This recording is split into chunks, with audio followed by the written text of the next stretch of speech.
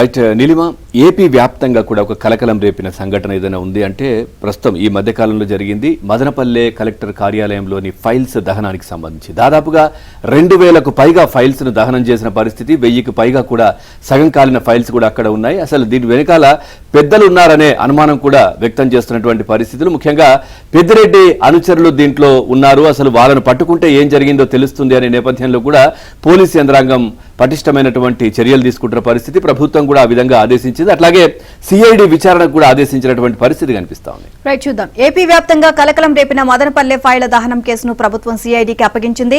AP DGP Dwaraka Tirumala Rao ఈ మేరకు ఉత్తర్వులు జారీ చేశారు. మదనపల్లె సబ్ కలెక్టరేట్ కార్యాలయంలోని 22A భూముల విభాగంలోనే ఫైళ్లను తగలబెట్టడం, సుమారు 2400 ఫైళ్లు బుగ్గి కావడం, ఇంకో 700 సగం వరకు కాలిపోవడం వెనుక మాజీ మంత్రి పెద్దిరెడ్డి రామచంద్రారెడ్డి అనుచరులు ఉన్నట్లు ఇప్పటికే నిర్ధారించారు. పెద్దిరెడ్డి అనుచరుల ఇళ్లలో సోదాలు జరిగినప్పుడు కీలక ఫైళ్లు లభ్యం కావడం, ఈ ఘటనకు సంబంధించి గత ప్రభుత్వంలోని పెద్దల పాత్రపై తీవ్ర ఆరోపణలు వినిపిస్తున్నాయి. భూబాధితులు వందల సంఖ్యలో ఫిర్యాదు చేసేందుకు ముందుకొస్తున్న నేపథ్యంలో సమగ్ర దర్యాప్తు కోసం సిఐటికి అప్పగించారు.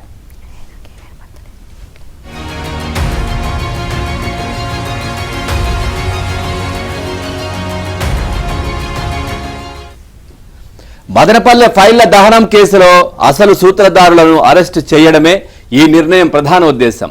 జూలై 21న రాత్రి సబ్ కలెక్టరేట్లో ఫైళ్ల దహనం ఘటనకు ముందు ఏం జరిగింది, ఆ సమయంలో అక్కడ ఎవరెవరున్నారు, ఫైర్ బ్రిగేడియర్లు మంటలు ఆర్పాక ఆర్డీఓ తీసుకున్న చర్యలను పోలీసులు నమోదు చేసుకున్నారు.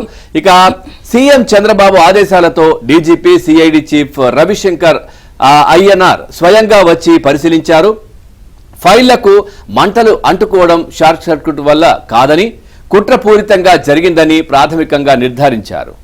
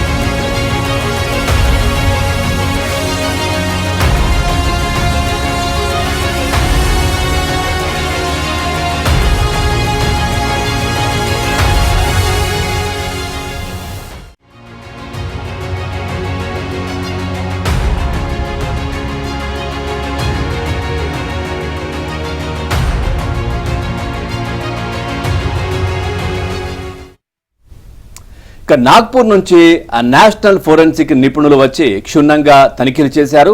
2 ఆర్టీఓలు మురళి, హరిప్రసాద్ తో పాటు సబ్ కలెక్టరేట్ సిబ్బంది 32 మందిని పోలీసులు వేర్వేరుగా ప్రశ్నించారు. ఇక ఇంకో 15 మంది అనుమానితులను విచారించారు. మాజీ ఎమ్మెల్యే నవాజ్ భాషా ఇంట్లో పెద్దిరెడ్డి ముఖ్య అనుచరుడు మాధవరెడ్డి, అతడి బంధువు రామకృష్ణారెడ్డి, ఎంపీ మిథున్ రెడ్డి అనుచరుడు బాబ్జాన్ ఇళ్లలో సోదాలు చేసి కీలక ఫైళ్లను స్వాధీనం చేసుకున్నారు. ఓవరాల్ గా ఇదే అంశానికి సంబంధించి మరింత సమాచారాన్ని మా కరెస్పాండెంట్ మనోహర్ రెడ్డిని అడిగి తెలుసుకుందాం. మనోహర్ రెడ్డి, ఓవరాల్ గా ఈ అంశానికి సంబంధించి అప్డేట్స్ ఏంటి? Good morning Neelima. గత నెల 21వ తేదీ రాత్రి మదనపల్లి సబ్ కలెక్టరేట్ లో రికార్డులు దగ్ధం సంఘటనకు సంబంధించినటువంటి కేసు విచారణను రాష్ట్ర ప్రభుత్వము సిఐడి పోలీసులకు అప్పగించింది. దీని ప్రధాన ఉద్దేశం ఏమిటంటే, దీనిలో అసలైనటువంటి సూత్రధారులు ఎవరు, పాత్రధారులు ఎవరు, వారిని ఈ కేసులో నుంచి బయటకు తప్పించడానికి వీలు కాని విధంగా ఈ కేసును రాష్ట్ర ప్రభుత్వం సిఐడికి అప్పగించినట్లు మనకు జరుగుతున్న పరిణామాలు బట్టి చూస్తే స్పష్టంగా అర్థమవుతుంది. అయితే ఈ సంఘటన అనేటువంటిది అది కావాలని ప్రమాదం కాదు, కావాలని కుట్ర కోణంలోనే ఈ ఫైళ్లను తగలబెట్టాలనే ఒక నిర్ధారణకు వచ్చినటువంటి నేపథ్యంలోనే ఈ కేసును సిఐడి పోలీసులకు అప్పగించినటువంటి పరిస్థితి. ఏదైతే ఆ సంఘటన జరిగిందో, ఆ సంఘటన జరిగిన వెంటనే కూడా రాష్ట్ర ప్రభుత్వం దీనిపైన తీవ్రంగా స్పందించింది.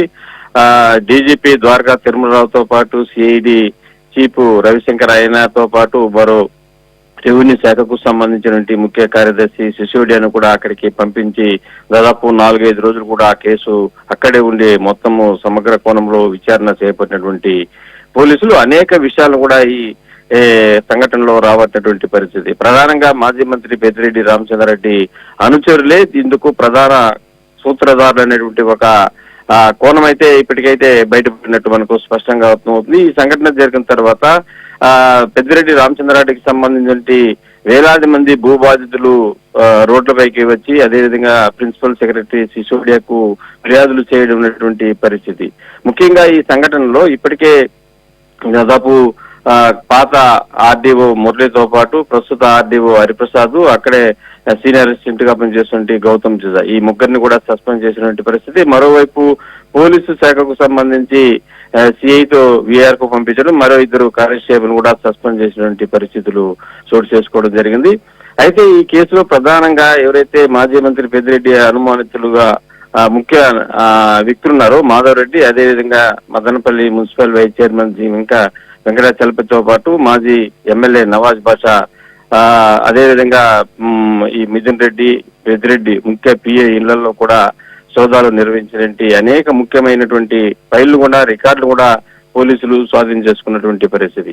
ఈ ఏదైతే ఈ కాలినటువంటి ఘటనలకు సంబంధించినటువంటి పోషణకు ల్యాబ్ నుంచి నివేదికలు కూడా తెప్పించుకున్నటువంటి తర్వాత ఈ కేసును పూర్తి స్థాయిలో సమగ్రంగా విచారణ చేపట్టాలంటే ఖచ్చితంగా సిఐడి పోలీసులకు అప్పగించి తీరితేనే దీంట్లో కొంత పురోగతి సాధించవచ్చు అనేటువంటి ఉద్దేశంతో రాష్ట్ర ప్రభుత్వం దీనిపైన ప్రత్యేకంగా దృష్టి పెట్టినటువంటి పరిస్థితి మనం చూస్తున్నాము.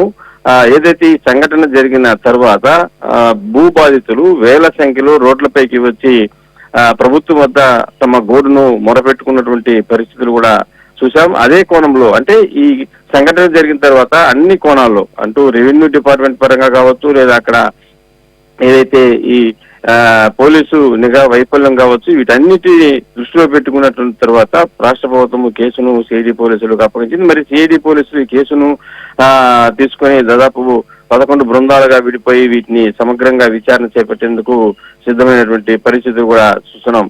అదేవిధంగా ఈ కేసుకు సంబంధించి మరో ఇప్పటికే 32 మందిని వేరువేరుగా విచారించినటువంటి పోలీసులు మరో 15 మంది అనుమానితులపైన కూడా ప్రత్యేకమైన దృష్టి పెట్టి విచారించినటువంటి పరిస్థితి. అనేక సెల్ ఫోన్ కూడా స్వాధీనం చేసుకుని ఆ కాల్ డేటాను కూడా పరిశీలించినటువంటి పరిస్థితి.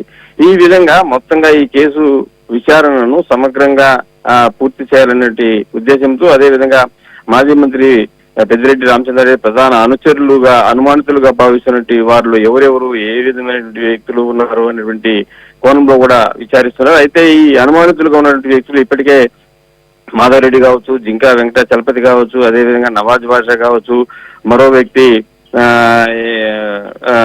ప్రధాన నిందితులుగా ఉన్నటువంటి మరికొంతమంది వ్యక్తులు కూడా ఎవరు కూడా పోలీసులకు అదుపులో లేదు, అందరూ కూడా పరారయ్యారు. అంటే ఈ సంఘటన అన్ని కూడా తెలుసుకుని ఇక ఉంటే లాభం లేదనుకున్నటువంటి ఎవరైతే ఈ అనుమానితులు ఉన్నారో వాళ్ళందరూ కూడా తప్పించుకుని పరారులో ఉండడంతో ఈ కేసును వివిధ ప్రాంతాల్లోకి వెళ్లి దర్యాప్తు చేయాల్సిన నేపథ్యంలోనే సిఐడి పోలీసులు అయితే ఈ కేసును ఛేదించగలరని ఒక ఉద్దేశంతో రాష్ట్ర ప్రభుత్వము వారికి అప్పగించినట్టు మనకు దీన్ని బట్టి చూస్తే స్పష్టంగా అర్థమవుతుంది.